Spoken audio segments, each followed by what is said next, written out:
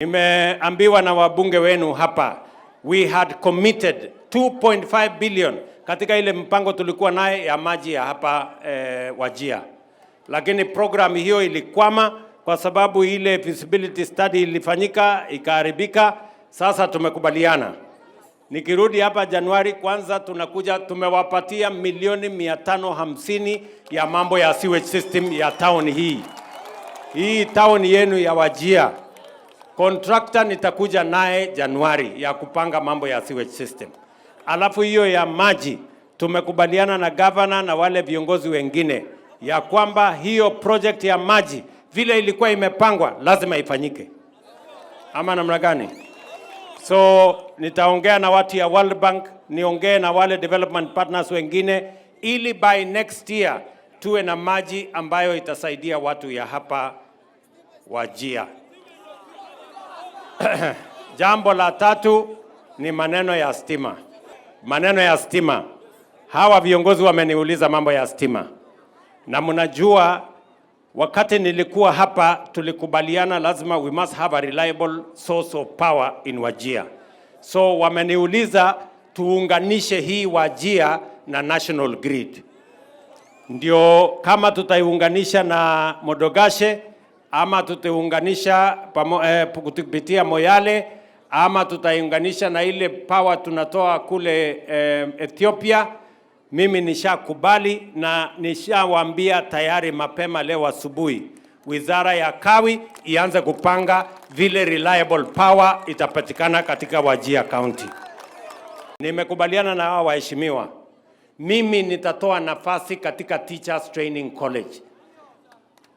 Vijana wa hapa waamue kuwa walimu, wapatiwe sponsorship na hawa viongozi, na mimi I will give them positions, affirmative action position katika Teachers Training College, ndio watoto wa hapa wapate walimu kutoka Wajir County. Hata ikitokea shida kiasi gani, mtu akiwa nyumbani hawezi kutoka kwao. Ama namna gani jameni? Mwezi huu nataka mnisikize watu wa Wajir. Mwezi huu mimi ninaajiri walimu wengine 20,000.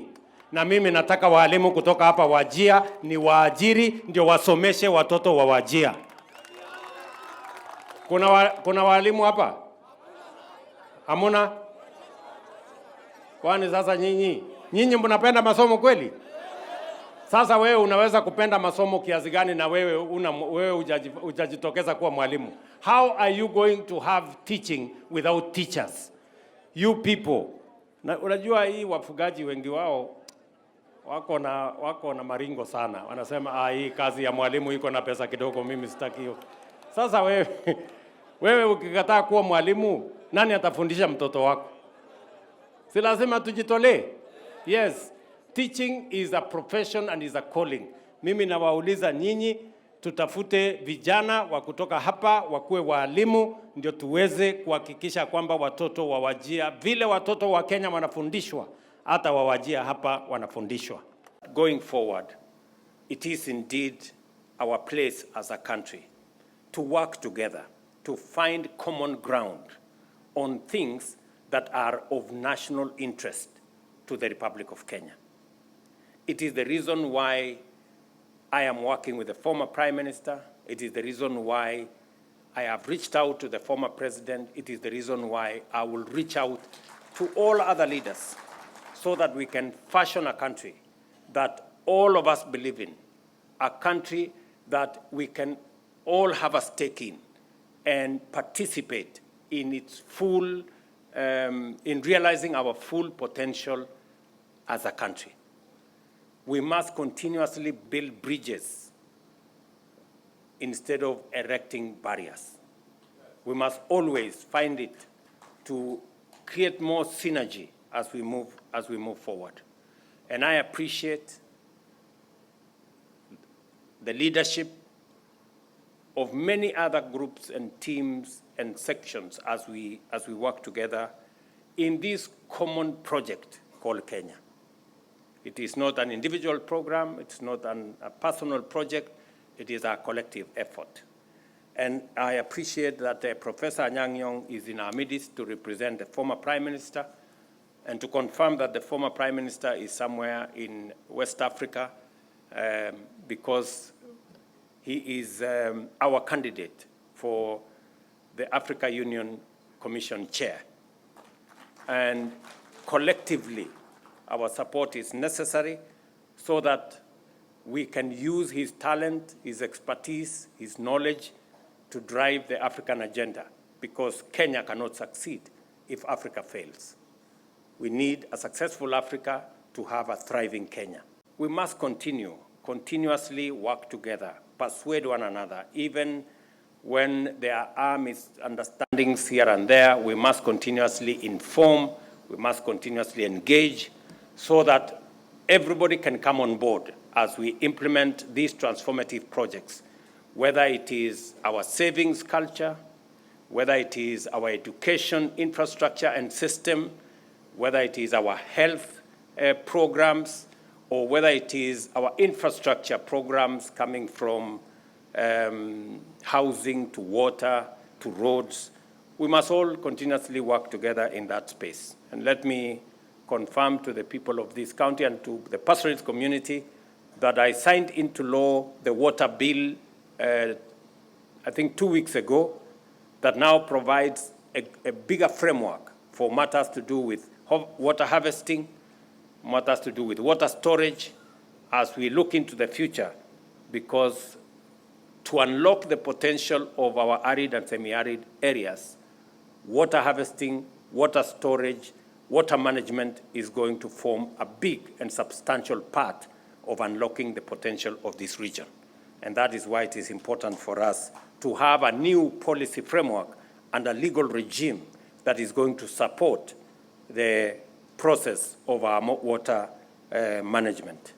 Let me also confirm to you that as we hire more teachers, and this December, we are going to hire another 20,000 teachers, because education is important. And I want to tell the pastoralist communities, education is still a big challenge in this region. And leaders, pastoralist leaders to be specific, must mind about the education of the children of pastoralists as we do for the children of Kenya. I did say before, I will repeat again, that it is time that pastoralists take up teaching as a profession. Usalama wa nchi ni ya muhimu sana, na sisi wote tuko na sehemu ya kuchangia katika mambo ya usalama. Kazi ambayo tumefanya kwa miaka miwili, nilisema ya kwamba we are going to modernize the security equipment that we have and improve on the security architecture and make it much more people-centered. We will involve leaders, we will involve citizens in making sure that they too take charge of the security of where they stay, of the security of their counties. And we have seen tremendous progress, even as we spend public resources modernizing the police, modernizing our security agencies. And we are spending close to 20 billion shillings to modernize the equipment and the facilities and the capabilities that are available to our policemen and women so that they can improve on our security. But we must also realize that this security is also a matter for each and every one of us. But as I committed, we need to silence those who are shooting everywhere. And I am very happy that the last 2 years we have reduced on conflict, we have reduced on cattle rustling, we have reduced on insecurity generally, but there is still a lot of work to be done. And I need the support, the collaboration, the partnership of all leaders, together with the security agencies, so that we can take charge of the security of our country. I also committed that we are going to eliminate the old story of vetting, because it discriminated on some Kenyans. Today, our constitution and the law gives us the opportunity to make refugees Kenyans. Now, if we can make refugees Kenyans, what business do we have asking questions about other Kenyans and whether they are Kenyans or not? And it is the reason why I made the policy decision to get rid of this thing called vetting, because in any case, it was not based on any law. It was just an administrative issue. And that gives all of us the opportunity to be the people that we should be, people of one country and one citizenship. To make sure that we open up market for our livestock products, we must manage our disease prevalence. We must manage the diseases that come with ticks and all the other things that come along. And it is the reason why I have made a policy decision that because we have never been able to manage disease around Kenya, because we vaccinate in one county, the other county has not vaccinated, disease move from here to there. We are going to carry out a national campaign, a national vaccination exercise that is going to make sure that we vaccinate our 22 million heads of cattle and 50 million heads of small stock, goats and sheep. And that exercise is because it is necessary.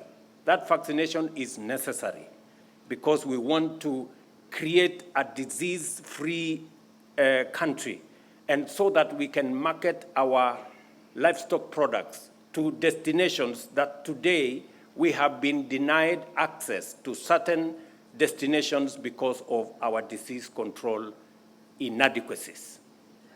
That is the primary reason. And for the avoidance of doubt, the vaccines that we will be using are produced in Kenya by Kenyans. Kevevapi,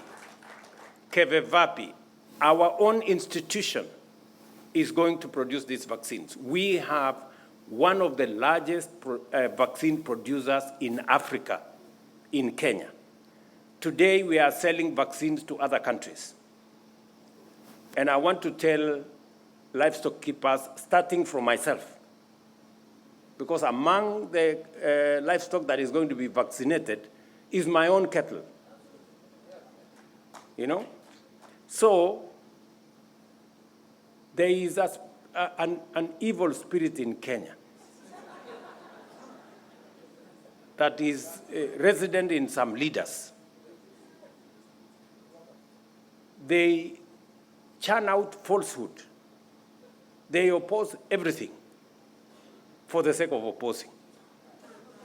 I mean, foot and mouth disease, PPR, are diseases we have been fighting ever since I was born. It is nothing new. So anybody opposing vaccination to eliminate FMD and PPR is simply mad and unreasonable and possibly stupid. I mean, honestly, how else can you explain? You know? Or maybe they don't have cattle. Maybe they don't understand what this is all about. So we are going to carry out this vaccination because it is the right thing to do, because we need to take charge of disease control and open up markets for our animal products. And we are going to use vaccines that are produced by Kenya right here at home, so that even as we develop vaccines that we are selling to other countries, we are doing the same to our country.